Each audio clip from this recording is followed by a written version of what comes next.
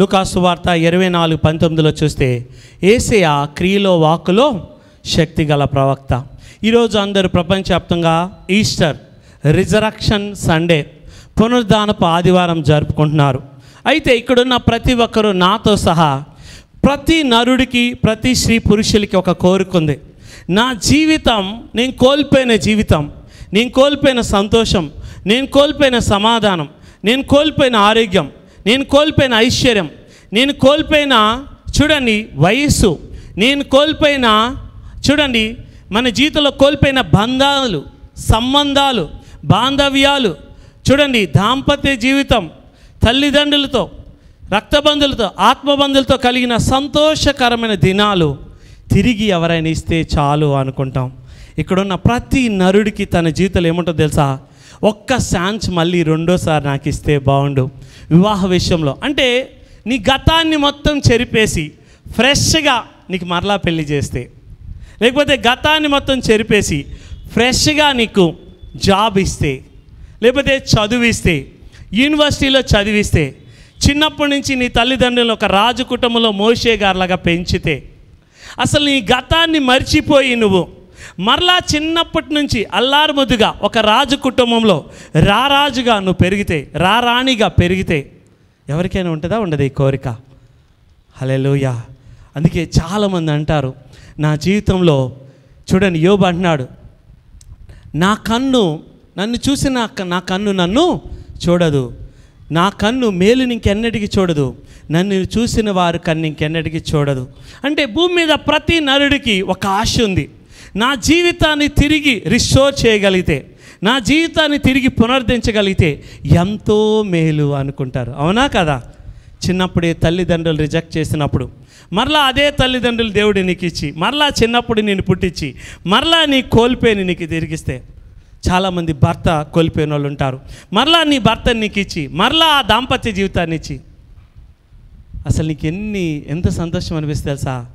నెమ్మది, సమాధానం వస్తుంది. నరుల్లో ఒక భయము, ఒక బాధ, ఒక వేదన ఉంటుంది. అదేంటంటే ఆ పలానా రోజున పలానా పొరపాటు చేయకుండా ఉంటే బాగుండేది, పలానా రోజున ఆ తప్పు నిర్ణయం తీసుకోకుండా ఉంటే బాగుండేది, పలానా రోజున ఇలా జరగకపోతే బాగుండేది, అరే నేను రాజు కుటుంబంలో పుట్టే బాగుండేది, పలానా కుటుంబ సభ్యులు పుట్టిండే బాగుండేది. చాలామందికి అనిపిస్తుంది ఏబేల్, ఎలైజా, అబ్రహాం నా ఆత్మీయ తండ్రి కడుపును పుడితే బాగుండేది. హల్లెలూయా. చాలామందికి అనిపించదా? అయితే యేసయ్య వచ్చింది దానికోసమే, నశించిపోయిన దాన్ని వెతికి రక్షించడానికి మనిషి కుమారుడు వచ్చనని లూకాసు వార్త 19:10 రాయబడింది. అలాగే అపవాది క్రియను లయపరచడానికి ఆయన ఇదిగో సిలువలో చనిపోయాడు, భూమి మీద 33 సంవత్సరాలు సంచరించాడు, మళ్ళా రెండో రాకల్లో రాబోతున్నాడు. అయితే బైబిల్లో గొప్ప జ్ఞానులు ఎవరో తెలుసా? బైబిల్లో గొప్ప జ్ఞానులు అంటే యోబు గారు మొదటి జ్ఞానం అయితే, రెండో జ్ఞానం దావీదు మహారాజు. వీళ్ళిద్దరు మాత్రమే తిరిగి బతికిస్తే బాగుండు అని అడిగిన వాళ్ళు బైబిల్ మొత్తం మీద. హల్లెలూయా. దేవా మరలా నువ్వు మమ్మల్ని బతికించవా అని అడుగుతున్నారు. పాతాళం నుంచి, నరకం నుంచి, అగాధం నుంచి, చూడండి నరకంలోకి వెళ్ళిపోయినా తిరిగి తీసుకొచ్చి మా పాపాలకి వెల చెల్లించి, మా దోషాలకి వెల చెల్లించి మరొక్క ఛాన్స్ ఇవ్వవా, మరొక అవకాశం మాకు ఇవ్వవా అని అడుగుతున్నారు యోబు గారు, దావీదు మహారాజు. అయితే ఈరోజు ఈస్టర్ చూడండి, రిజరక్షన్ సండే. అయితే ఈరోజు నీ జీవితంలో కోల్పోయని అని దేవుడు తిరిగి ఇవ్వగలడు. అలాగే నీ గతాన్ని చెరిపేయగలడు, నీ గతాన్ని నువ్వు మర్చిపోయేదటి చేయగలడు, నీ గతాన్ని నువ్వు జయించేదటి చేయగలడు. ఆమేన్. అలాగే నిన్ను నువ్వు క్షమించుకునేదటి చేయగలడు, ఇతరులను నువ్వు సంపూర్ణంగా క్షమించేదటి చేయగలడు, నీకు లోతైన పశ్చాత్తాపం ఇవ్వగలడు. చూడండి 10 సంవత్సరాలు వేస్ట్ అయిపోయింది బ్రదర్, 20 సంవత్సరాలు వేస్ట్ అయిపోయింది బ్రదర్, 50 సంవత్సరాలు వేస్ట్ అయిపోయింది బ్రదర్. నా జీవితం మరలా తిరిగిస్తే దాన్ని నేను పరిశుద్ధాత్మ చేత బంధింపబడి, నడిపింపబడి చక్కగా యేసయ్యకి నచ్చినట్టుగా కట్టుకుంటాను బ్రదర్ అని నీకు అనిపించవచ్చు. కానీ యేసయ్య సిలువలో చనిపోయి తిరిగి లేచినప్పుడు అదే మనకి ఇవ్వడానికి వచ్చాడు. రోమీయులకు రాసిన పత్రిక 4 చివరి వచనంలో చూస్తే, మన అపరాధం నిమిత్తం ఆయన అప్పగింపబడి మనల్ని నీతిమంతులుగా తీర్చుటకై ఆయన లేపబడెను. ఆయన లేపబడ్డాడంటే మనల్ని నీతిమంతులుగా తీర్చడానికి. సిలువలో ఆయన చేసిన గొప్ప కార్యం ఏంటి తెలుసా? మరణమా నీ విజయం ఎక్కడా, మరణమా నీ ముళ్ళు ఎక్కడా?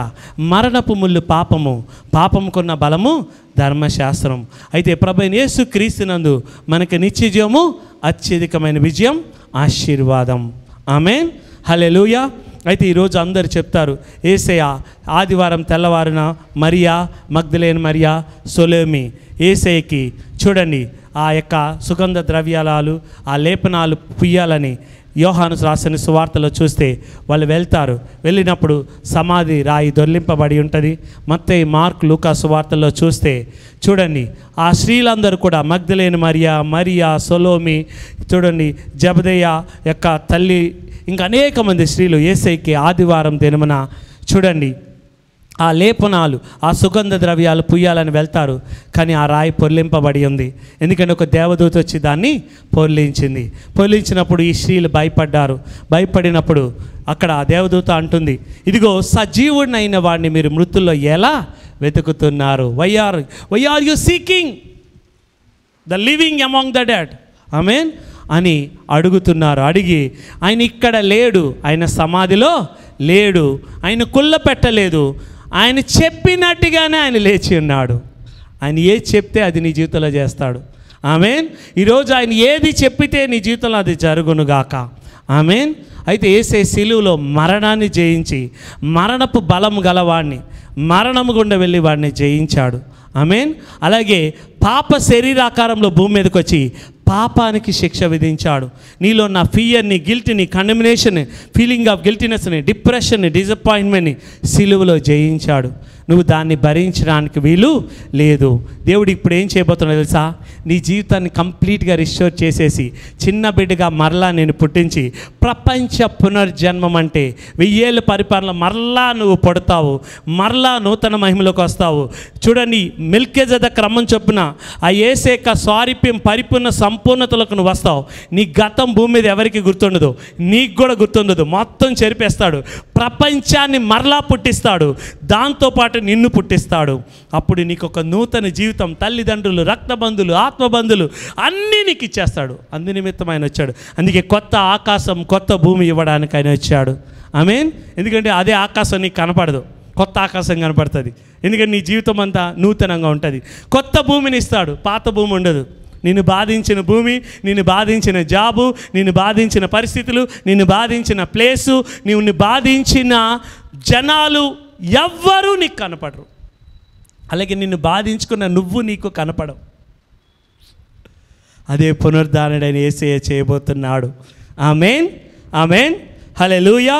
అయితే మగ్దలేని మరియ వచ్చినప్పుడు ఈ శిష్యులందరూ కూడా యేసయ్య మృతుల్లోంచి లేచిన తర్వాత మొదట నమ్మిన శిష్యుడు ఎవరు? శిష్యుడైన యోహాను. తర్వాత మగ్దలేని మరియ వస్తుంది.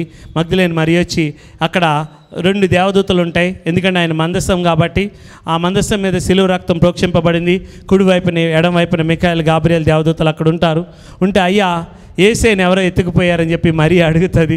ఎత్తుకెళ్ళిపోదామని 85 కేజీలు ఉన్న వ్యక్తిని. హల్లెలూయా. ఎందుకంటే అంత ప్రేమ. వెతుకుతున్నప్పుడు చూడండి యేసయ్య అంటాడు, అమ్మ ఎవరిని వెతుకుతున్నావు, ఎందుకు ఏడుస్తున్నావు అంటే, అయ్యా తోటమాల అనుకుని యేసయ్యతో ఏమంటది, ఆయన నువ్వు ఎత్తుకెళ్ళిపోతే నాకు ఇచ్చేసే దయచేసి అంటది. యేసయ్యని ఏం చేసుకుంటారో మరి. హల్లెలూయా. అంటే అక్కడ మరియా అంటే రబ్బూని అంటాడు. అప్పుడు అమ్మ నన్ను ముట్టుకోవద్దు, ముట్టుకుంటే ఏమవుతుంది, ఆమె కూడా మహిమలోకి వెళ్ళిపోద్ది. నేను తండ్రి వద్దకు ఇంకా ఎక్కిపోలా, నేను 3 రోజులు ఉంటానన్నా కదా, 3వ రోజు పని ఇంకా అవ్వలేదు, నన్ను ముట్టుకోవద్దు అంటాడు. అని నేను చూడండి ఇప్పుడు వెళ్తున్నాను, నా తండ్రి మీ తండ్రి, నా దేవుడు మీ దేవుడి వద్దకు ఎక్కిపోవచ్చున్నాను అంటాడు.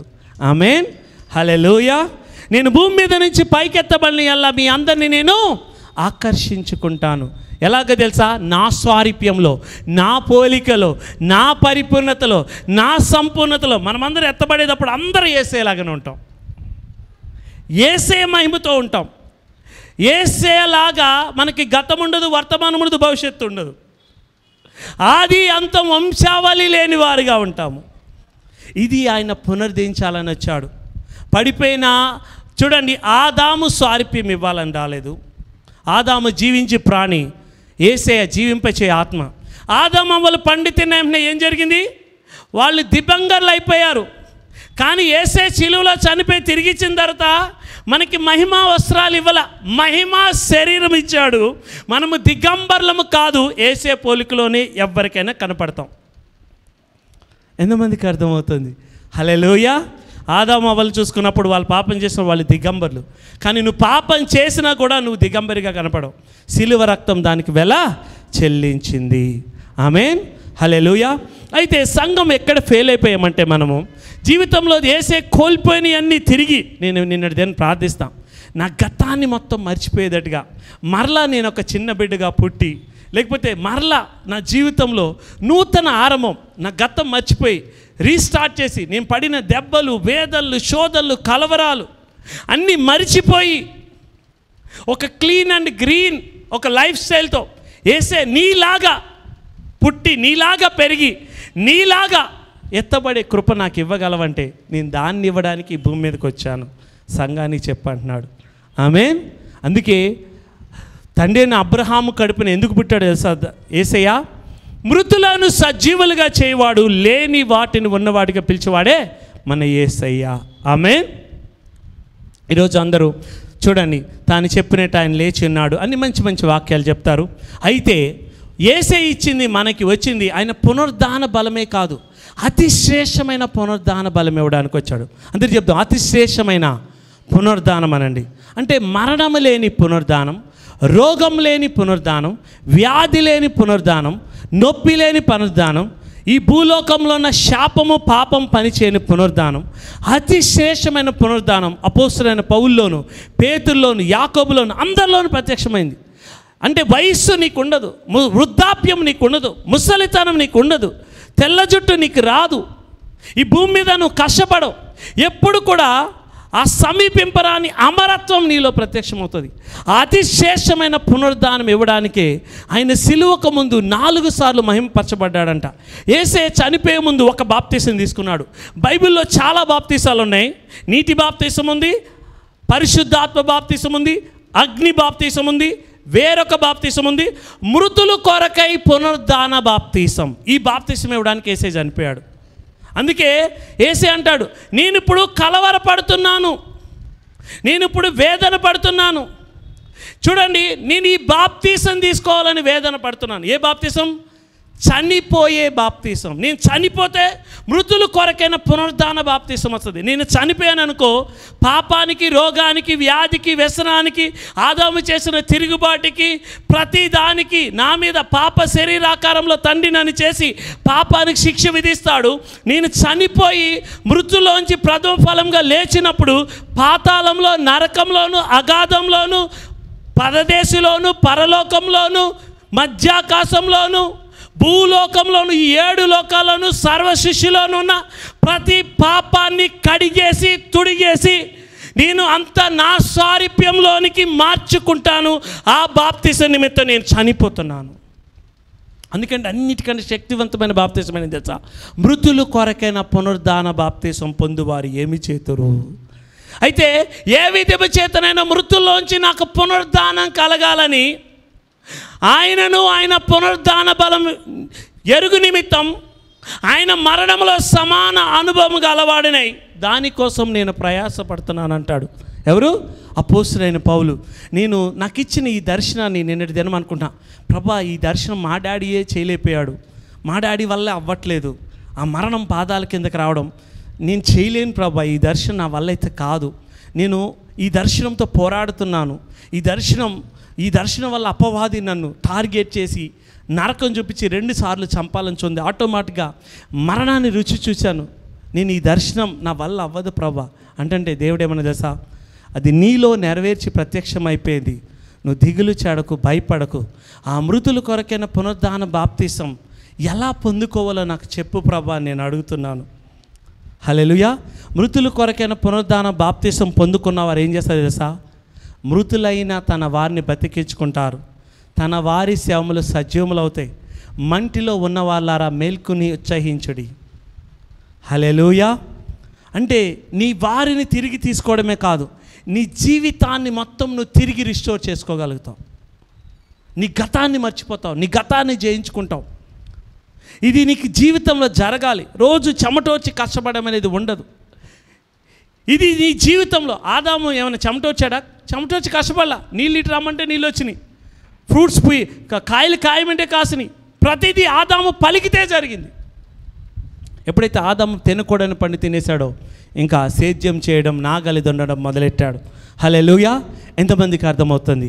అలా అయితే చూడండి, క్రైస్తవ్యంలో మతంలో ఏం జరిగిందంటే సిలువ వేయబడిన క్రీస్తును ప్రకటించాము కానీ పునరుద్ధానుడైన క్రీస్తును బహుబలంగా మనం ప్రకటించలేకపోయాం.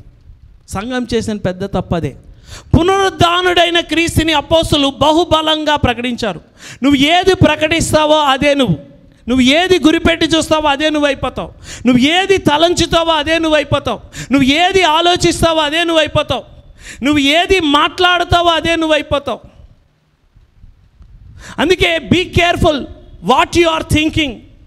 ఆమేన్. అందుకే అపవాది ఎప్పుడు కూడా బ్యాటిల్ ఫీల్డ్ ఆఫ్ మైండ్, నీ మనసుతో పోరాడుతుంది. అందుకే ఆయన ప్రోక్షింపబడిన యేసే రక్తము ప్రతిరోజు మనస్సాక్షిని శుద్ధీకరిస్తుంది. ఎలాగని తెలుసా? నువ్వు నీతిమంతుడు ఎన్నిసార్లు పడిపోయినా యేసేని వెంబడిస్తాడు.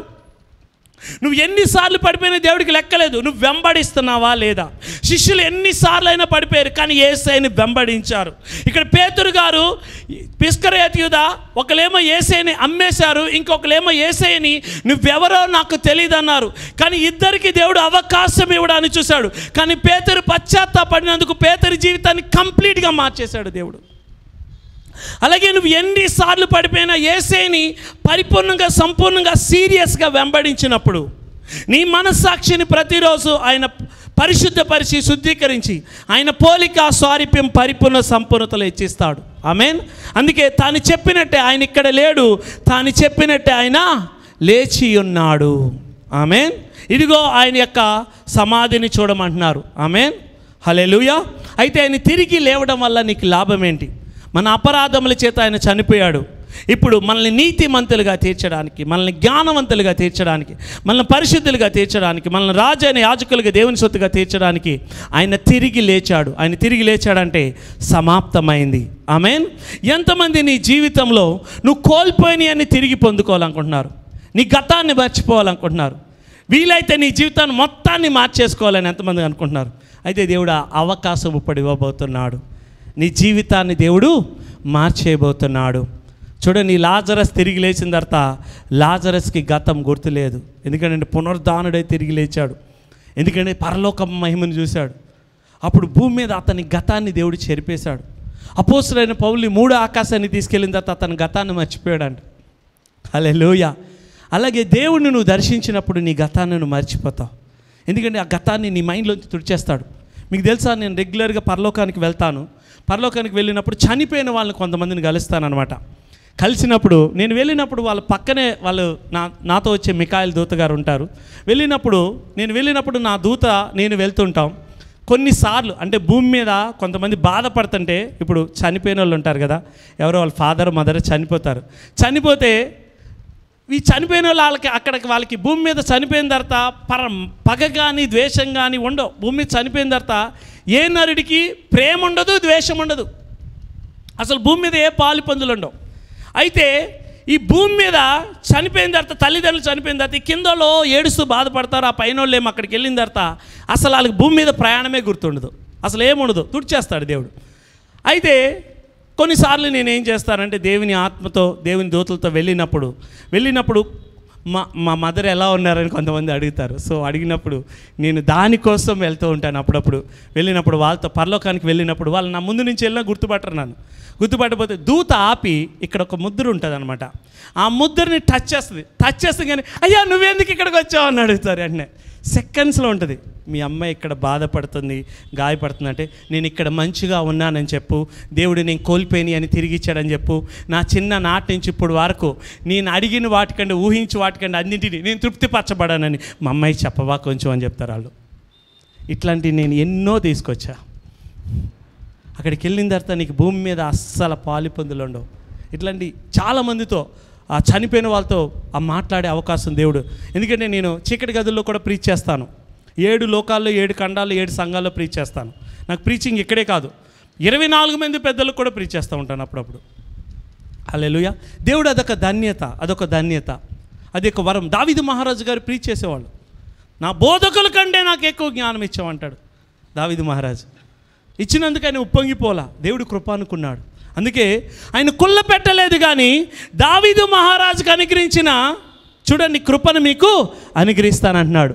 అందుకే ఇది జీవితంలో మీ జీవితంలో నెరవేర్చాలనే ఆయన తిరిగి వచ్చాడు. అతి శ్రేష్టమైన పునరుద్ధానం అనండి. నేను యాతన పడేది, నేను ఫైట్ చేస్తుంది అతి శ్రేష్టమైన పునరుద్ధానం నాలో సంఘంలో ప్రత్యక్షం కావాలనే అతి శ్రేష్టమైన పునరుద్ధానం అనండి. అతి శ్రేష్టమైన పునరుద్ధానం వచ్చినప్పుడు నీలో ముసలితనం ఉండదు, నిత్యవ్వనం వచ్చేస్తుంది. మరణం అనేది ఉండదు, రోగం అనేది ఉండదు, నొప్పి అనేది ఉండదు, వ్యాధి అనేది ఉండదు, ఆకలి అనేది ఉండదు, నిద్ర అనేది ఉండదు. నీకు సూర్యుడు అక్కర్లా, చంద్రుడు అక్కర్లా, గొర్రెపిల్ల నీలో దీపమై ఉంటాడు. ఆమేన్. అంటే నువ్వు అన్నీ మర్చిపోతావు. మర్చిపోవడమే కాదు, మహా సంతోషంలో నువ్వు జీవిస్తావు.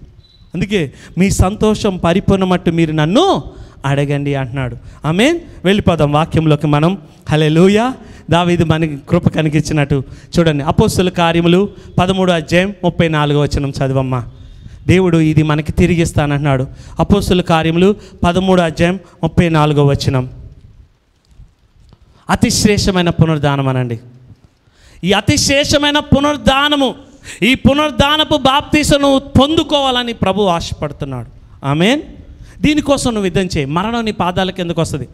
డాడీ ఒక దర్శనం పెట్టారు, చూశారు కదా. ఇటువైపు మొత్తం 9 ఆత్మఫలాలు, ఇటు మొత్తం 9 ఆత్మవరాలు, కింద చూస్తే హెబ్రీయుల రాసిన పత్రిక 10:12 ఒక్కసారి ఆయన బలి అర్పించడం చేత మనల్ని అందరినీ పరిశుద్ధులుగా సంపూర్ణులుగా చేశాడని నా ఫేవరెట్ వర్డ్. ఆమేన్. హల్లెలూయా. అపోస్తుల కార్యములు 13. ఎంతోమంది అతి శ్రేష్టమైన పునరుద్ధాన బలం నువ్వు గనక పొందుకోలేకపోతే జీవితాంతం, జాబ్ చెడ్డది కాదు, అది నిన్ను బానిసని చేసేస్తుంది. బిజినెస్ చెడ్డది కాదు, కానీ ఒక over a period of time business నిన్ను బానిసని చేస్తుంది.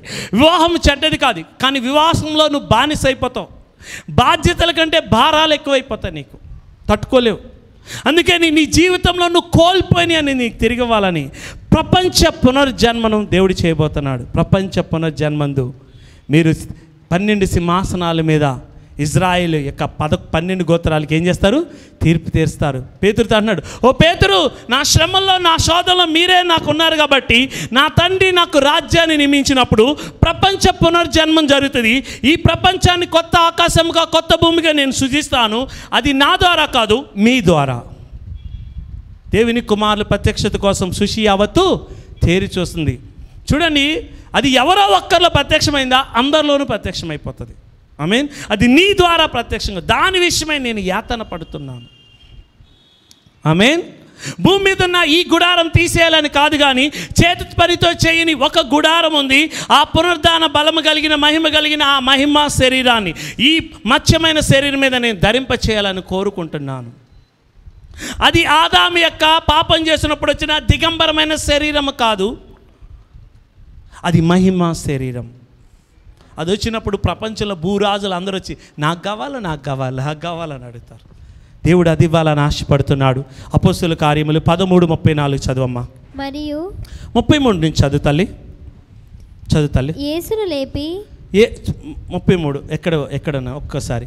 అపోస్తుల కార్యములు 13 అందరు తీద్దాం. అపోస్తుల కార్యములు చూడండి. అందుకే కొద్ది మహిమతో సర్దుకోవద్దు. శాపం అంటే ఏంటి తెలుసా? నీ మనసులో హద్దులు, అవధులు, పరిధులు నీ జీవితంలో నియమించుకోవడమే శాపం. నీ పాపాన్ని నువ్వు చూసుకోవడమే శాపం. నీ బలహీనతలను చూసుకోవడమే శాపం. నీ గతాన్ని చూసుకోవడమే శాపం. దేవుడు నీకు హద్దులు పెట్టలేదు. ఆయన మహిమలో ఎంతైనా నువ్వు తీసుకోవచ్చు. ఆమేన్. చూడండి, అపోస్తుల కార్యములు 13 చూడండి 34 చదువుతున్నావు తల్లి, చదువమ్మా. 34, 33, 32 చదువుతాను ఒకసారి. దేవుడు యేసును లేపి 30 నుంచి చదువుతాను. 30. అయితే దేవుడు మృతుల నుండి ఆయనను లేపెను. ఆయన గలిలయ నుండి యెరూషలేమునకు తనతో కూడా వచ్చిన వారికి అనేక దినములు కనబడెను. చూడండి, యేసే చనిపోయి తిరిగి లేచిన తర్వాత 40 రోజులు ట్రైనింగ్ ఇచ్చాడు, ఫుల్ ట్రైనింగ్ ఇచ్చాడు. అనేక ప్రమాణాలు చూపాడు. నేను బతుకున్నా మృతులోంచి లేచానని. శిష్యులకు అద్భుతాలు, సూచక్రియలు, మహత్కార్యాలు చూపాడు. ఆమేన్. అలాగే 500 మందికి కనపడ్డాడు. తర్వాత యాకోబుకు కనబడ్డాడు, తర్వాత పేతురు గారు కనబడ్డాడు, కడమట అపోస్తులుగా ఉండడానికి పనికిరాని నాకు కూడా కనబడ్డాడని చెప్తాడు అపోస్తులైన పౌలు. ఆమేన్, హల్లెలూయా. చదవమ్మా. వారిప్పుడు ప్రజల ఎదుట ఆయనకు సాక్షులై ఉన్నారు. ప్రజల ఎదుట వారు సాక్షులై ఉన్నారు. చదవమ్మా. దేవుడు యేసును లేపి పితరులకు చేసిన వాగ్దానమును మన పిల్లలకు నెరవేర్చి ఉన్నాడని. పితరులకు చేసిన వాగ్దానం, ఆత్మ కుమ్మరింపు అనే వాగ్దానం, అన్లిమిటెడ్ జీసస్ నీలోకి రావాలని ఆయన చనిపోయాడు. Who is the Holy Spirit? Unlimited Jesus is the Holy Spirit. నీలో ఉన్నవాడు ఈ లోకంలో ఉన్న వానికంటే గొప్పవాడు, బలవంతుడు. అంటే నీలో ఉన్న పరిశుద్ధాత్మ దేవుడు అన్లిమిటెడ్ జీసస్. ఆమేన్. ఆయన నువ్వు ఎంతైనా నీలోంచి జీవజల నదులు పారాలని ఆయన తప్పించిపోతున్నాడు. క్రీస్తు మనలో మహిమ నిరీక్షణై ఉన్నాడు. చదువమ్మా. దేవుడు యేసుని లేపి పితరులకు చేసిన వాగ్దానమును, మన పితరులు అబ్రహాము, ఇస్సాకు, యాకోబులు చేసిన వాగ్దానం మన పిల్లలకు నెరవేర్చి ఉన్నాడని మేమును మీకు సువార్త ప్రకటిస్తున్నాము. చదవమ్మా. అలాగే నీవు నా కుమారుడవు, నేడు నేను నిన్ను కంటిని అని 2వ కీర్తన యందు రాయబడి ఉన్నది. చదవమ్మా. మరియు ఇక కుళ్ళు పట్టకుండా ఆదాము చనిపోయినప్పుడు దేవుడు, God is not the creator of the author of the death. God is not the creator and author of the sickness, lackness, death, hell, fire.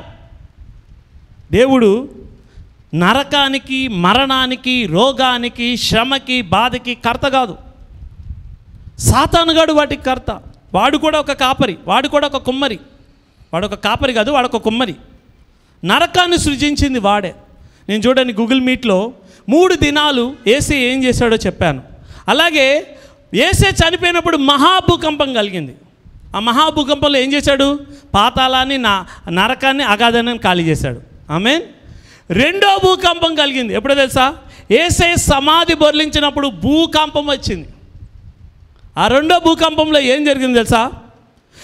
ఎవరైతే ఈ భూమి మీద ఆదాము నుంచి యేసేతో పాటు ఉన్న వాళ్ళందరినీ మహిమపరిచి తనతో సమానమైన మహిమిచ్చి పరలోకానికి తీసుకెళ్ళిపోయాడు. అది 2వ భూకంపం. 3వ భూకంపం ఎక్కడొచ్చింది తెలుసా? పెంతెకొస్తు దినమున వచ్చింది, భూమి కంపించింది. 4వ భూకంపం ఎప్పుడొచ్చిందో తెలుసా? అపోస్తుల కార్యంలో అపోస్తులు ప్రార్థించగా భూమి కంపించెను. హల్లెలూయా. 5వ భూకంపం ఎప్పుడొచ్చింది తెలుసా? పౌలు శీలలో ప్రార్థించగా భూకంపం వచ్చింది. ప్రతి ఒక్కరు బంధకాలు తెగిపోయినాయి, జైలు గోడలు కుప్పకూలిపోయినాయి, ఏ ఒక్కటి మిగల. కానీ ఒక్కలని చచ్చిపోయారా? ఇక్కడ జరిగే ఏ భూకంపంలో ఒక్కలని చచ్చిపోయారా? చనిపోలా. అంటే పునరుద్ధాన బలం ఉన్న వాళ్ళు ప్రార్థన చేస్తే భూకంపాలు వస్తాయి. మృతుల కొరకైనా పునరుద్ధాన బాప్తీసం తీసుకున్న వాళ్ళు ప్రార్థించినప్పుడు భూకంపం వస్తుంది. అలాగే యేసే తిరిగి వచ్చేటప్పుడు ఒలీవ కొండ మీద ఆయన అడిగిపెట్టేటప్పుడు మహాభూకంపం వస్తుంది. భూకంపంలో దేవుడు ఏం చేస్తాడు? అపవాదిని బంధిస్తాడు. తుఫాన్లో వచ్చి ఏం చేస్తాడు? అపవాదిని బంధిస్తాడు. సుడిగాలిలో వచ్చి ఏం చేస్తాడు? ఇవన్నీ రాయబడ్డాయి. సుడిగాలిలో ఆయన యోబుకు ప్రత్యక్షం. ఆయన సుడిగాలిలో ఎవరు వస్తున్నారు? దెయ్యం వస్తుందా? దేవుడు వస్తున్నాడా? దేవుడు వస్తున్నాడు. తుఫానులో ఎవరు వస్తున్నారు? నహూము గ్రంథంలో ఆయన తుఫానులో వచ్చిన వాడు. తుఫానులో వచ్చి ఏం చేస్తాడు? సాతాన్ని బంధిస్తాడు. ఆయన ఊరిమేను అంటది. ఉరుములు వస్తున్నప్పుడు నువ్వు భయపడుతున్నావు, కానీ దేవుడు నీతో మాట్లాడాలని ట్రై చేస్తున్నాడు. హల్లెలూయా.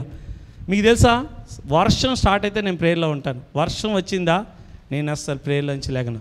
వర్షం వచ్చే సమయంలో వర్షం ఆగేంత వరకు టంగ్స్ మాట్లాడుతూనే ఉంటాను. నేను ఆ టంగ్స్లో నేను గాడ్ని అడుగుతాను, ఉరుముతున్నావు, నాకేం చెప్తున్నావు అని. ఉరిమేను అంటే చూడండి, ఒక మేఘం వచ్చి ఉరిమింది, తండ్రి నీ నామాన్ని మహింపరచంటే ఒక ఉరుము వచ్చింది, ఉరిమేను అన్నాడు. కానీ ఆ ఉరుములో నుంచి తండ్రితో తండ్రి యేసైతే ఏమని మాట్లాడాడు? నేను నీ నామాన్ని మహిమపరిచా, మరలా మహిమపరుస్తాను అంటున్నాడు. ఉరుములో ఏం చెప్పాడు? మరలా మహిమపరుస్తాను అన్నాడు. అన్నాడా లేదా? అందుకే అగ్ని రథాలు, అగ్ని గుర్రాలు, యేసే వస్తున్నాడు సూచన.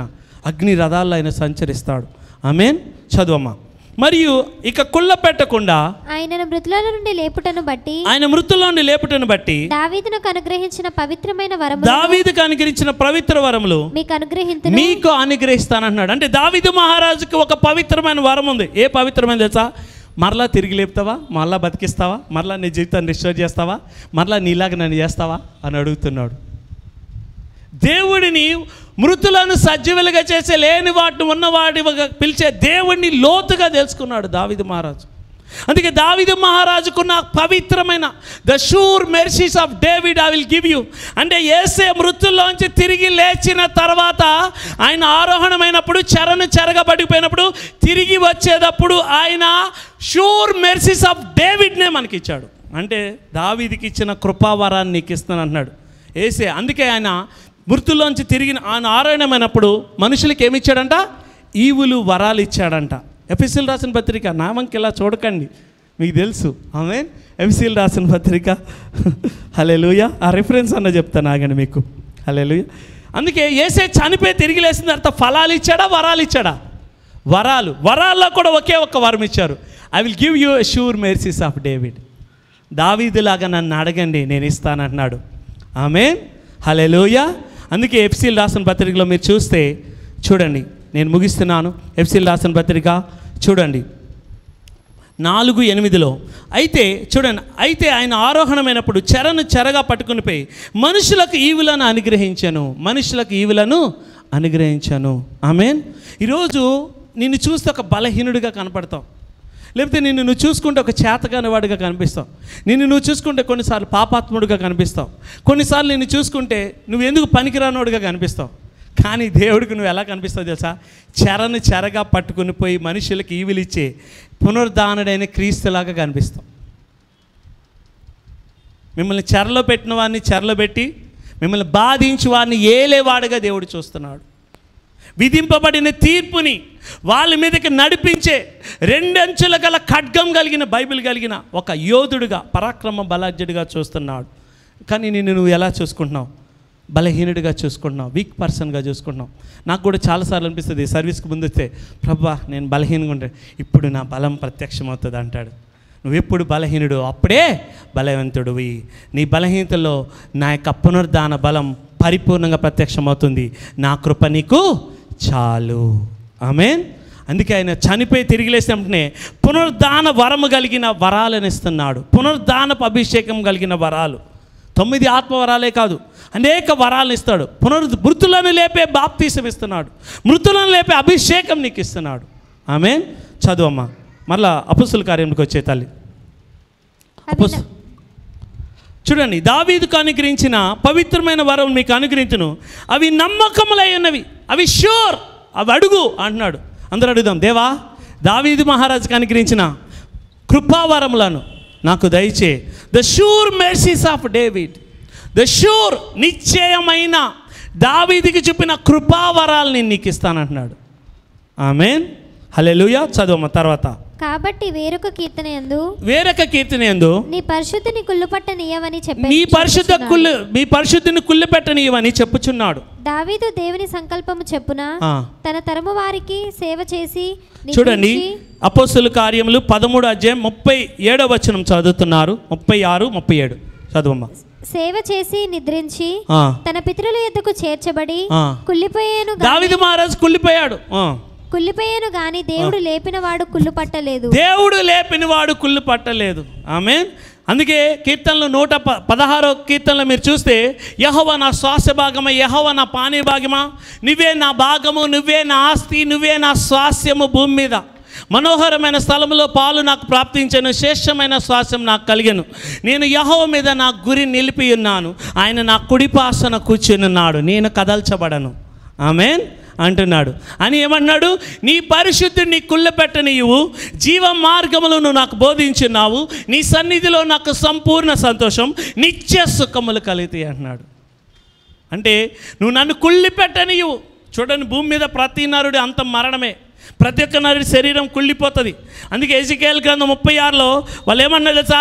మన ఆశలు అడియాసలైపోయినాయి, మన ఎముకలు ఎండిపోయినాయి, మన నరాలు కుళ్ళిపోయినాయి అని ఎముకలు మాట్లాడుకుంటున్నాయి. అది విని మిమ్మల్ని సిలువలో కేకేసి లేపుతాను, వెయిట్ చేయండి అంటున్నాడు.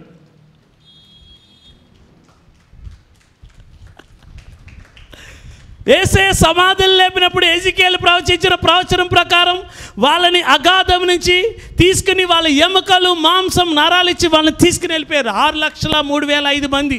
వీళ్ళు గొప్ప యోధులు, వీళ్ళు ఐగుప్తు నుంచి వచ్చారు, ఆ కానాను దేశాన్ని చూడాలనుకున్నాడు. కానీ పరలోకాన్ని వాళ్ళకి ఇచ్చేస్తాడు దేవుడు. కానాను కంటే గొప్పది. ఈరోజు నీకు కానాను కావాలా? లేమి, వ్యాధి, మరణం లేని, కన్నీరు లేని, నిద్ర అవసరం లేని, వెలుగు చీకట్లు అవసరం లేని, అనిత్యమైన తేజస్సు, మహిమ, యుగ యుగాలు, కాలాలతో, సమయాలతో పని లేని, నిత్య సుఖాలు, సంపూర్ణ సంతోషం కలిగిన ఆ నిత్య జీవం, పరలోకపు యొక్క రాజ్యపు మహిమ భూమి మీద నువ్వు ఇప్పుడు కూడా అనుభవించవచ్చు. ఆమేన్. హానోకు అలా అనుభవించి వెళ్ళిపోయారు. ఆమేన్. ఎంతమందికి అర్థమవుతుంది? అందుకే దేవుడు లేపిన వాడు కుళ్ళపట్టలేదు. ఆమేన్. అయితే మనం చేసే పెద్ద తప్పు ఏంటంటే, మనం మృతుల్లో నుంచి తిరిగి లేచిన యేసయ్యని బహుబలంగా ప్రకటించము. అదే సమస్య. పునరుద్ధానుడైన క్రీస్తును తెలుసుకోవాలి. నీ లైఫ్ టైం గోల్ ఏంటి తెలుసా? నన్ను అడగండి. నా లైఫ్ టైం గోల్ ఏంటంటే ఆయనను, ఆయన పునరుద్ధాన బలం ఎరుగుటయే నా టార్గెట్. అదే, ఆయనను, ఆయన పునరుద్ధాన బలం ఎరగడం కోసం నేను దేన్నైనా త్యాగం చేసేస్తాను. దాని నిమిత్తం ఆయనతో సమానమైన మరణానుభవంలోకి నేను వెళ్ళిపోతాను. అప్పుడేమవుతుంది తెలుసా? అతిశ్రేష్టమైన పునరుద్ధానం నీలో ప్రత్యక్షమవుతుంది. ఆమేన్. అపోస్తులు చూడండి, అపోస్తులకి మనకి తేడా ఏంటంటే, సిలువ వేయబడిన క్రీస్తుని మనం ప్రకటిస్తాం, కానీ వాళ్ళు పునరుద్ధానుడైన యేసుని ప్రకటించారంట. అపోస్తుల కార్యం 4వ అధ్యాయం, త్వరగా రా తల్లి, అపోస్తుల కార్యం 4వ అధ్యాయం. అందుకే సువార్త ఎప్పుడు కూడా చూడండి, క్రైస్తవ్యం మతం అయిపోయింది. మతము అంటే 3: వేషధారణ, భక్తిహీనత, నామకార్థ క్రైస్తవ్యం. వేషధారణ, నువ్వేది కాదో అది చెప్తావు. భక్తిహీనత, ఎంతమందికి అర్థమవుతుంది? చెప్తావు, చేయవు. నామకార్థ క్రైస్తవ్యం, పైకి బట్టలు వేసుకుంటావు, లోపల అసలు తోడు. దీన్నే మతం అంటారు. నా చిన్నప్పటి నుంచి దీన్ని అసహించుకున్నాను. నేను సిఎస్ఐలో ఉన్నప్పుడు ఇదే ప్రేర్ చేసుకున్నాను. వేషధారణ, భక్తిహీనత, నామకార్థ క్రైస్తవం తీసే ప్రభా. వేషధారణ, భక్తిహీనత, నామకార్థ క్రైస్తవం తీసే ప్రభా. ఇది చాలా డేంజర్. ఇది సిలువేసేసింది వేసేని. దేవుడు వేశ్యలను క్షమించాడు కానీ వేషధారణలు క్షమించాల. నువ్వు ఏది కాదో అది అవ్వని నువ్వు ఫీల్ అయ్యావా, దేవుడు నేనేం చేయలేడు. దేవుడు డీల్ చేయలేదు ఏంటో తెలుసా? గర్వం ఉన్న చోట దేవుడు వెళ్ళిపోతాడు. నువ్వు దాంతో భరించలేవురా బాబు అని చెప్పేసి వెళ్ళిపోతాడు. నువ్వు దేవుడి దగ్గరికి వెళ్ళి వంగిపోయి నా వల్ల కావట్లేదు, అతి శ్రేష్టమైన పునరుద్ధాన బలము నాకు కావాలా, జ్ఞానానికి మించిన క్రీస్తు యొక్క చూడండి ప్రేమను తెలుసుకోవాలని, అతి శ్రేష్టమైన క్రీస్తు జ్ఞానం తెలుసుకోవాలని సమస్తాన్ని నేను పెంటగా ఎంచుకుంటున్నాను. ధర్మశాస్త్రం వల్ల కలిగే నా నీతి కాక, నా స్వనీతి క్రియల నీతి కాక, క్రీస్తు యేసునందు విశ్వాసం వల్ల నా దేవుడు అనుగ్రహించి నీతి గలవాడనే అగపరచు నిమిత్తం దివారాత్మల ఆ వాక్యంతో నన్ను నేను కొట్టుకుంటున్నాను అంటాడు. ఆమేన్. హల్లెలూయా.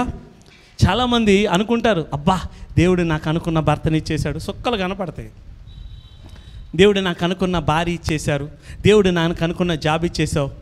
ఇజ్రాయెల్ కూడా అనుకున్నారు, అబ్బా మేము అడిగిన రాజుని ఇచ్చేశాడు, చుక్కలు చూపించాడు అదే రాజు సౌలు. నువ్వు అనుకున్నది దేవుడు ఇచ్చేటప్పుడు చాలా డేంజర్. ఎందుకనంటే పాపం అంటే ఏంటి తెలుసా? Independent mentality is very dangerous. దేవుడి మీద ఆధారపడకుండా దేవుడు నాకు అవసరం లేనదంటదేనే పాపం. విశ్వాసం కానిది పాపం, మూర్ఖుని యోచన పాపం. ఇవన్నీ బైబిల్లో ఉన్నాయే. ఆమేన్. అయితే చూద్దాం అపోస్తుల కార్యములు 4వ అధ్యాయము. అపోస్తులకు అంత బలం ఎక్కడి నుంచి వచ్చింది? అపోస్తులు భూలోకాన్ని ఎందుకు తలకిందులు చేశారు? ఒక్క రోజులో అపోస్తులైన పౌలు పట్టణాన్ని ఎలా పట్టేసుకుంటున్నాడు? ఆయనకి ఉన్నది మనకి లేనిది ఏంటి తెలుసుకుందాం. ఆమేన్. ఇది ఒక్కసారి రాదు, వస్తుంది కానీ. ఆమేన్. చూద్దాం అపోస్తుల కార్యములు 4వ అధ్యాయము. చూడమ్మా, అపోస్తుల కార్యములు 4వ అధ్యాయం 33 చదువమ్మా. అపోస్తుల కార్యములు 4వ అధ్యాయం 33వ వచనం.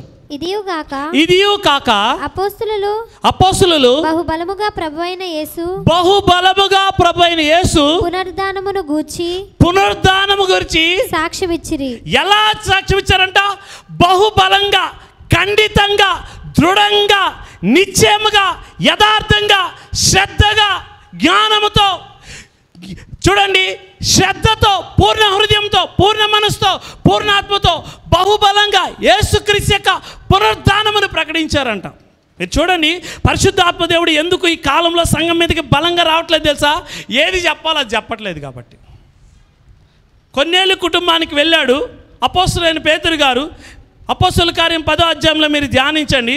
అపోస్తుల కార్యంలో 10:38లో చూస్తే, అది ఏదనగా తండ్రి అని యెహోవా దేవుడు నజరేయుడైన యేసుని పరిశుద్ధాత్మ శక్తితో అభిషేకించినదే. ఆయన మేలు చేయొచ్చు, అపవాది చేత పీడింపబడుతున్న ప్రతి ఒక్కరిని స్వస్థపరచను. కానీ జనులు ఆయనని సిలువ వేసి మాని మీద చేశారు. కానీ దేవుడు అతన్ని మృతుల్లోంచి తిరిగి లేపాడు. దానికి మేమందరం సాక్షులం.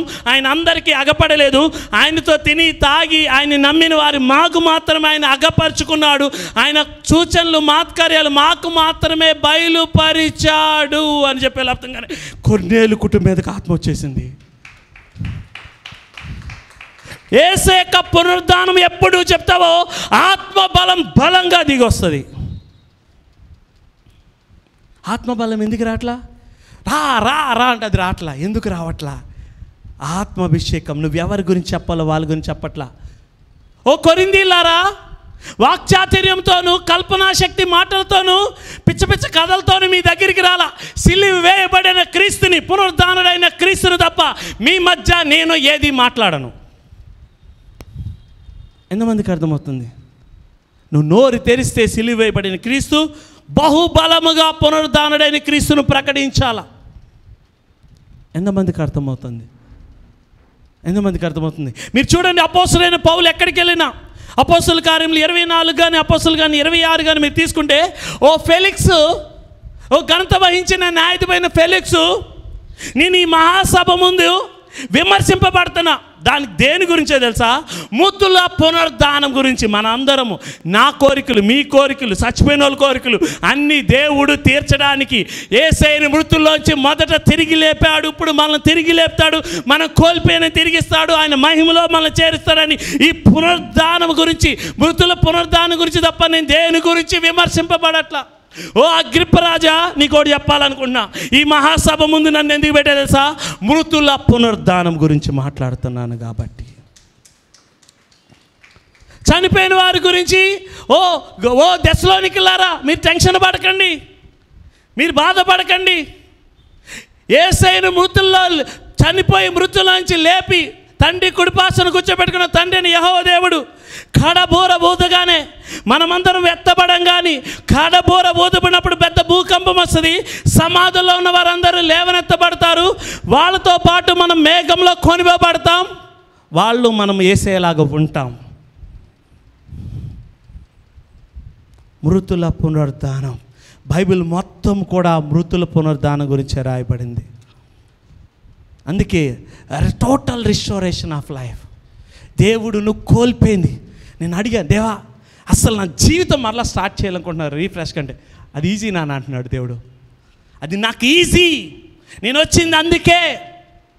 నీ గురించి సమరేశ్వరి అనుకుండొచ్చు, ఈ 5 భర్తలు పెళ్లి చేసుకుని 6వ వ్యక్తి నా దగ్గర ఉన్నాడు కదా, ఈ లైఫే వద్దు, ఫ్రెష్గా స్టార్ట్ చేసి యేసే శిష్యురాల్లాగా, యేసే మరితల్లిలాగా బతికి, లేకపోతే ఒక గొప్ప మహిమలో నేను జీవించాలా అనుకుంటే దేవుడు చేసేస్తాడు. దేవుడికి అసాధ్యమైనది ఏమీ లేదు. దేవుడు మొత్తాన్ని మార్చేయగలడు. ప్రపంచ పునర్జన్మందు భూమిని మరలా పుట్టిస్తాడంట, దాన్ని పొదుగుతాడంట పరిశుద్ధాత్మతో. అందుకే మీరు చూడండి, మృతుల పునరుద్ధానం ఎలాగో జరుగును. 1 కొరింథీయులకు వద్దాం. హల్లెలూయా. ఎంతమందికి కావాలి అతి శ్రేష్టమైన పునరుద్ధానం? నీ ప్రార్థనలో రోజు ఉండాలా, అతి శ్రేష్టమైన పునరుద్ధానం నాలో ప్రత్యక్షపరచు. నా జీవిత లక్ష్యం యేసయ్య నిన్ను నీ పునరుద్ధాన బలం ఎరుగుటి నాకు నిత్య జీవము. ఆమేన్, ఆమేన్. మరణం లేని జీవము. హల్లెలూయా. లేమిని ఇది దీనిని ప్రత్యక్షపరచడానికే నేను పుట్టాం. ఆత్మీయ కుమార్తెకి నేను ఒకటి చెప్పాను, కొత్త ఆకాశాన్ని కొత్తది భూమిని తీసుకొస్తే ఇది ఉండదు బిడ్డ అన్నాను. అది నమ్మి వచ్చేసింది నన్ను. ఎప్పుడు చెప్తుంది, డాడీ నువ్వు నాకు అది చెప్తే వచ్చేసాను డాడీ అంటది. అది నిజం, అది నిజం. మృతులైన నీ వారు బ్రతుకుతారు, నీ వారి శవములు సజీవులవును. మంటిలో ఉన్న వాళ్ళారా మేల్కొని ఉత్సహించుడి. నీ మంచు ప్రకాశమైన మంచు. భూమి తనలో ఉన్న మనుషులను పుట్టించే సామర్థ్యం వస్తుందంట నువ్వు ప్రవచించినప్పుడు.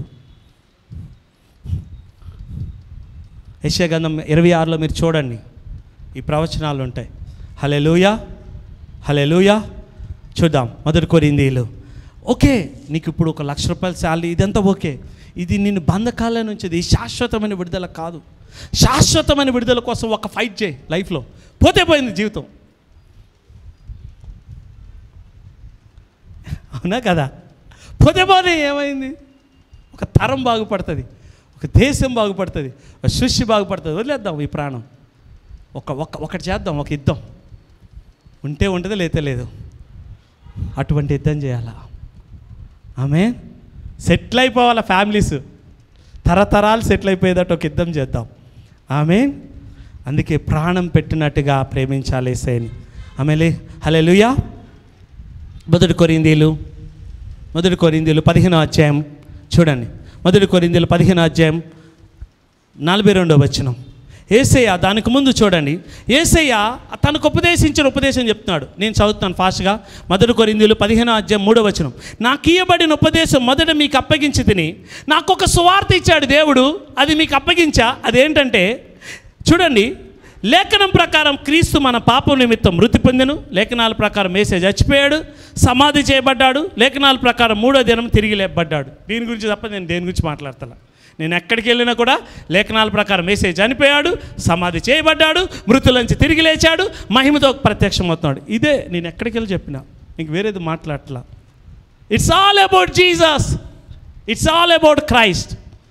ఆమేన్. It's all about me, it's all about me. What about me, what about me, what about me, what about me. నా గురించి ఏంటి, నా గురించి ఏంటి. రోజు నీ మనసులోంచి నేను యేసయ్య వస్తాడు. నీ మనసులోంచి నేను తీసేసినప్పుడు యేసయ్య నీ మనసులోంచి నీ ఉన్నంతకాలం యేసయ్య రాడు. హల్లెలూయా. మొదటి కొరింథీయులు 15 ఫాస్ట్గా చదవమ్మా. 42. మృతుల పునరుద్ధానమును అలాగే శరీరమును క్షయమైనదిగా విత్తబడి, ఈ శరీరము నువ్వు బాప్తీసంలో క్షయముగా విచ్చావు, అది అక్షయముగా మొలవట్ల. ఆ మహిమ శరీరం, ఆ మహిమ వస్త్రాలు బయటికి రావట్లా. సిలువలో యేసయ్యతో సమానమైన మరణానుభవం ఉంది, కానీ అది బయటికి రావట్లా. దేవుడు నువ్వు నమ్మలేకపోతున్నావు. దేవుడికి కొన్ని కంట్రోల్ నువ్వే తీసుకుంటావు కంట్రోల్. దేవుడు ఒక చోట ఉండమంటే నువ్వు ఉండవు, అక్కడి నుంచి ఎక్కడైనా ఉంటానంటావు. దేవుడిని కొన్ని విషయాల్లో నువ్వు నమ్మవు. మ్యారేజ్లో నమ్మనే యేసయ్యని, ఫైనాన్షియల్ ఏరియాలో నమ్మని యేసయ్యని. ఆమేన్. ఎందుకంటే చాలా రోజులు అయింది, చాలా ప్రేయర్లు చేశా. భార్య విషయంలో నమ్మను, భర్త విషయంలో నమ్మను, నా గతం విషయంలో నమ్మను, నా జాబ్ విషయంలో నమ్మను, నా బిజినెస్ విషయంలో నమ్మను. నేను క్రైస్తవుడిని, నేను సీరియస్ క్రిస్టియన్ని. ఓకే, నువ్వు దేవుడి దగ్గరికి వెళ్ళి, ప్రభా నేను ఎక్కడ ఉంచమంటే అక్కడ ఉండలేకపోతున్నాను, నన్ను ఉంచు అని ప్రార్థన చేసుకో. రెండోది, దేవా ఇది కంట్రోల్ చేస్తా, ఈ ఫైనాన్షియల్ ఏరియా నేను కంట్రోల్ చేయొద్దు, నువ్వు కంట్రోల్ చేయి. ఈ అప్పుల్ని, ఈ రోగాల్ని, వ్యాధుల్ని, వ్యసనాల్ని నువ్వు నియంత్రించు. నేను నియంత్రించనని నీ చేయి వెనకది, దేవుడు దాన్ని కార్యం చేస్తాడు. మూడోది, నువ్వు దేని విషయంలో దేవుడిని నమ్మట్లేదో దాన్ని నమ్మడానికి దేవుడి యొక్క విశ్వాసం కృపనాడు. ఆమేన్. చదువు తల్లి. చూడండి, ఇక్కడ మృతుల పునరుద్ధానం ఎలా ఉంటుంది. విత్తనం విత్తుతున్నావు కానీ దానికి శరీరం నువ్వు ఇవ్వట్లేదు కదా. అలాగే బాప్తీసంలోను, వాక్యంలోను, నామంలోను, రక్తంలోను, పరిశుద్ధాత్మలోను నువ్వు పుట్టావు, నువ్వు చనిపోయావు, కానీ లేవట్లా, నువ్వు మొలవట్లా, నువ్వు పెరగట్లా. ఆ క్రీస్తు యొక్క పోలిక, స్వారూప్యం, పరిపూర్ణత నీకు బాగా అర్థమయ్యే విషయంలో చెప్తా. అంతరంగిక పురుషుడు, బాహ్య పురుషుని విత్తావు, అంతరంగ పురుషుడు బయటికి రావట్లేదు. మామిడికాయ టెంక విత్తావు, టెంక చచ్చిపోతుంది, మామిడికాయ బయటకు వస్తుంది. టెంక చచ్చిపోతేనే మామిడికాయ బయటకు వస్తుంది, మామిడికాయ మొక్క. అలాగే నీ బాహ్య పురుషుడు, బాహ్య శరీరం, ప్రాచీన పురుషుడు, ప్రాచీన స్వభావం, ప్రాచీన క్రియలు చనిపోయినాయి అని బాప్తీసంలో నువ్వు రూఢిగా నమ్మినప్పుడే ఆ పునరుద్ధాన బలము, ఆ అంతరంగిక పురుషుడు బయటకు వస్తాడు. అందుకే నేను దినదినము చనిపోతున్నాను. ముగిద్దాం చదువు. అందుకే శరీరం మృతుల పునరుద్ధానం ఏంటంటే శరీరము క్షయముగా ఎత్తబడి అక్షయముగా ఇది మొలవల. ఎందుకు తెలుసా? సజీవ యాగంగా, సర్వాంగ హోమంగా నువ్వు శరీరాన్ని దేవుడికి సంపూర్ణంగా అర్పించలేకపోతున్నావు. ఆ సామర్థ్యం నీలో ఉన్నా కూడా శరీర క్రియలు, అహము, అహంకారం, అవిశ్వాసం, సందేహం, భయం నిన్ను దేవుడికి లోబడనివ్వట్లా, దేవుడికి సమయం ఇవ్వట్లా. రెండో చదువమ్మా. ఘనహీనమైనది విత్తబడి, చూడండి, ఘనహీనంగా లోకంలో నువ్వు ఘనహీనుడివి విత్తబడి మహిమ గలదుగా లేపడట్లా. ఈ 4 మహిమలు యేసయ్యలో శరీరంలో ప్రత్యక్షమైనవి, కానీ అవి మనలో ప్రత్యక్షం కావట్లా. సంఘానికి శిరస్సు అయిన యేసయ్య దానిలో ప్రత్యక్షపరచాలని పరిశుద్ధ ఆత్మతో ఆయన పోరాడుతున్నాడు. చదువమ్మా. బలహీనమైనదిగా విత్తబడి బలమైనదిగా అది లేపబడట్లా. మనము సిలువ వేయబడిన క్రీస్తులో లేము, పునరుద్ధానుడైన క్రీస్తులోంచి బయటకు వచ్చాం. ఆమేన్. సిలువ తర్వాత మనం వచ్చాం, సిలువకు ముందు రాల. చదవమ్మా. ప్రకృతి సంబంధమైన శరీరముగా విత్తబడి, ప్రకృతి సంబంధం ఆదాము శరీరం విత్తబడి ఆత్మ సంబంధంగా లేపబడింది. అంటే ఈరోజు క్షయమైన నీ శరీరం విత్తబడింది, అక్షయమైన శరీరం బయటికి రావట్లా. విత్తనం విత్తావు కానీ అది మొలవట్లా, అది కొంచెం మొలుస్తుంది, మొలకొస్తుంది, సంవత్సరాలు అవుతుంది కానీ అది రావట్లా. అలాగే ఘనహీనమైంది విత్తబడి మహిమ గలదిగా లేవట్లా. బలహీనమైంది విత్తబడింది, విత్తేసావు కానీ అది బయటికి రావట్లా. ప్రకృతి సంబంధం ఎత్తావు, ఆత్మ సంబంధమైన శరీరం రావట్లా. అందుకే క్షయమైంది చూడండి, అక్షయతను స్వతంత్రించుకోలేదు, మత్స్యమైంది అమర్త్యతను ధరించుకోలేదు. అందుకే అన్నాడు, ఓ మరణమా నీ విజయం ఎక్కడ, ఓ మరణమా నీ ముళ్ళు అక్కడ. మరణపు ముళ్ళు పాపము, పాపంకున్న బలం ధర్మశాస్త్రం. అయితే వీటన్నిటిని విరిచేసా కానీ అది నీలోంచి బయటికి రావట్లా. ఎందుకు రావట్లేదు తెలుసా? ప్రార్థన. ప్రార్థన. నీకు ఆశ కలగాల, దేవ అతిశేషమైన పునరుద్ధానం, అతిశేషమైన పునరుద్ధానం కోసం నేను ప్రార్థిస్తున్నాను. నువ్వు చదువు. మృతుల కొరకైనా, మీరు చూడండి, ముగిస్తున్నాను. 1 కొరింథీయులు 15:29. యేసే మృతుల కొరకైనా పునరుద్ధాన బాప్తీసం తీసుకున్నాడంట. అందుకే నేను వేరొక బాప్తీసం తీసుకోవాలనుకున్నా ఆ బాప్తీసమై నేను వేతన పడుతున్నాను అంటున్నాడు. నేను చచ్చిపోతేనే ఆ బాప్తీసం ఇస్తారు. హల్లెలూయా. నువ్వు కూడా సజీవయాగంగా, సర్వంగ హోమంగా, శరీరీతిగా కంప్లీట్గా చచ్చిపోతే నా బాప్తీసం బయటకు వస్తుంది.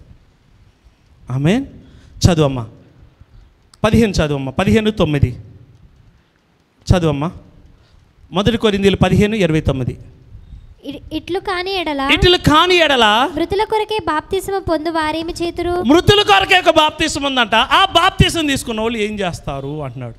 నేను ఏం చేయాలంటున్నాడు. ఆమేన్. చదువమ్మా. మృతులు ఏ మాత్రమును లేపబడిన ఎడల, మృతులు ఏ పాత్రం అంటే చనిపోయిన వారు సమాధులు ఖాళీ చేయని ఎడల మృతుల కొరకు వారు బాప్తిసం పొందనేలా, మృతుల కొరకు వారు బాప్తిసం పొందనేలా. చదువమ్మా. మరియు మేము గడియ గడియకు ప్రాణభయముతో నుండనేలా. సహోదరులారా, మన ప్రభువైన క్రీస్తు యేసునందు మిమ్మల్ని గూర్చి నాకు కలిగిన అతిశయము తోడు నేను దినదినము చనిపోవచ్చున్నాను. నేను దినదినము చనిపోతున్నా, ఎఫెసు మృగంలో పోరాడినట్టు మీతో నేను పోరాడలేను అని చెప్పేస్తున్నాడు. అందుకే స్త్రీలంట చనిపోయిన వారిని ఏం చేశారంట? పునరుద్ధాన బలం తెచ్చుకున్నారంట. కానీ అపోస్తులంట అతిశ్రేష్టమైన పునరుద్ధానం వల్ల చచ్చిపోలేకపోతున్నారంట. వాళ్ళు చంపడం అవ్వట్లేదంట. శిష్యుడైన యోహాన్ని సలసల కాగి నూనె లేస్తే కాలట్లేదంట. అటి చెట్టుకి కట్టేసి కోస్తే ఏం అవ్వట్లేదంట. పాములున్న బావులో పడేస్తే ఏం అవ్వట్లేదంట. పద్మాస దీపంలో పడేస్తే బయటకు అన్ని చోట్లకు వచ్చేస్తున్నాడంట. అలాగే పౌలు గారిని పాము ఘర్షణ ఏం కావట్లేదంట. ఎలా చంపాలని ప్రయత్నం, వాళ్ళు ప్రాణం పెట్టే విధంగా, యేసయ్య నా ప్రాణం నేను పెడుతున్నా, మరలా దాన్ని తీసుకోవడం నాకు అధికారం ఉంది. ఎలా వచ్చింది ఇది? మృతులు కొరకైన పునరుద్ధాన బాప్తిసం. ఈ పునరుద్ధాన బాప్తిసం నీకు ఎలా వస్తుంది తెలుసా? ఒక్కటే, when you have a serious relationship with God. దేవుడితో నీకు లోతైన సావాసం ఉండాలి. దీనికోసం నువ్వు ఎంత రిస్క్ అయినా చేయి. నువ్వు దేనికోసం దేన్నైనా వదిలేసుకో జీవితంలో. ఆమేన్. నీ శరీరం క్షయముగా ఎత్తబడి అక్షయముగా లేపబడును గాక. బలహీనమైంది ఎత్తబడి మహిమతో లేపబడును గాక. ఘనహీనమైంది విత్తబడి మహిమతో లేపబడును గాక. బలముగా ఎత్తబడి బలహీన బలముతో లేపబడును గాక. ప్రకృతిగా విత్తబడి ఆత్మరీతిగా లేపబడును గాక. అందుకే మర్త్యమైన దాన్ని అమర్త్యము మింగివేయాలంటున్నాడు. ఇది జరగాలంటే నువ్వు దేవుడితో కూర్చోవాలా. కూర్చొని, దేవా అమృతుల కొరకైన పునరుద్ధాన బాప్తిసం నాకు కావాలా, ఆ ప్రపంచ పునర్జన్మం నా వల్ల కావాలా, ఆ కొత్త ఆకాశం కొత్త భూమి నేను ప్రవచించాలా, ఆ హానోకుకి ఇచ్చిన మహిమ అది నాలో ప్రత్యక్షం కావాలా. సిలువ తర్వాత యేసయ్య నువ్వు సమీపింపరాని తేజస్సులో అమరత్వం పొందావే, ఆ సమీపింపరాని తేజస్సులో పొందిన అమరత్వపు మహిమ నాకు కావాలా. ఇది జరగాలంటే యేసు ఒక మాట అన్నాడు, తండ్రి చేయుటకు నువ్వు భూమి మీద నాకు ఇచ్చిన ఏ పనైనా నేను చేసి దాన్ని ముగించి నేను మహిమపరిచా. జగత్ పునాది వేయకముందు ఏ మహిమ ఉంది, ఇప్పుడే నాకు ఇది ఇచ్చేసే, నీ పని చేసేసా అంటున్నాడు. అలాగే తండ్రి భూమి మీద నువ్వు నన్ను పంపి నేను ముగించా, జగత్ పునాది వేయకముందే యేసయ్య కృపధార నాకు ఇచ్చిన మహిమ నాకు ఇచ్చేసే అని అడిగినప్పుడు అది నీలో ప్రత్యక్షమవుతుంది. ఎంతమందికి కావాలి? ఎంతమందికి కావాలి? చూడండి, ఒకటి నేను కత్తితో పొడిచాడు, కత్తి అవతల నుంచి అవతలకి వెళ్ళిపోయింది. ఏం చేస్తాడు? లారీతో గుద్దేశాడు, లారీ నీలోంచి వెళ్ళిపోయింది. ఈ మహిమ రానంతకాలం అన్యులు మనతో ఆడతారు ఆటలు. యేసయ్యని కత్తితో పడితే వెళ్ళిపోతుందా? కత్తి లోపలికి లారీతో గుద్దితే వెళ్ళిపోతుందా? ఈసారి సిలివేస్తే అవుతుందా? రోమా సైనికులు ఉమ్మూస్తే వాళ్ళ మీదకి వచ్చేస్తుంది ఉమ్ము. ముళ్ళ కిరీటం పడితే వాళ్ళకు గుచ్చుకుంటుంది. ఈ మహిమ సంఘానికి ఇవ్వాలని ఆయన చచ్చిపోయాడు. అందుకే తండ్రి నువ్వు నేను ఏకమై ఉన్నలాగున వారును నా వాక్యమందు ఏకమై ఉండాలని నా మహిమను వారికి ఇచ్చి తిని.